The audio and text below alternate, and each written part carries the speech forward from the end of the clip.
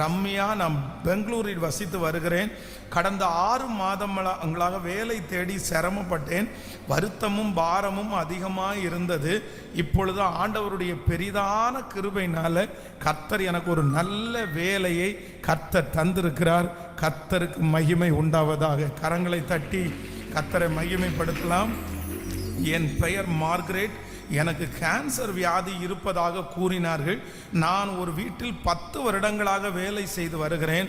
அவர் ஒரு ஆஸ்பத்திரி டாக்டராக இருக்கிறார். கோவை மெடிக்கல் ஹாஸ்பிட்டலில் எனக்கு ஆபரேஷன் செய்தார்கள். பிறகு 6 மாதத்திற்கு கீமோ கொடுக்க வேண்டும் என்று சொன்னார்கள். மாதம் 5000 ரூபாய் தேவை. எனக்கு உதவி யாரும் இல்லை. கர்த்தர் எனக்கு உதவி செய்தார். அவர் பெயர் டாக்டர் உஷா. மாதம் 5000 ரூபாய் 6 மாதம் ஒவ்வொரு டைமும் கொடுத்து கர்த்தர் எனக்கு உதவி செய்ய கர்த்தர் அவர்களை அனுப்பினார்.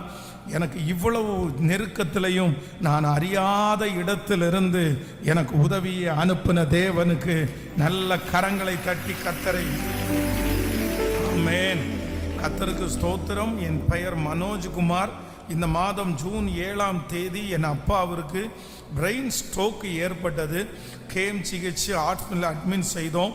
டாக்டர்கள் பரிசோதித்து அவர் மூளையில் 70% மேல் பாதிப்பு இருக்கிறது விட்டது. மேலும் அவர் வலது மூளை பாதிக்கக்கூடும். நாளடைவில் அவர் கோமாவுக்கு சென்று விடுவார் என்று கூறினார்கள்.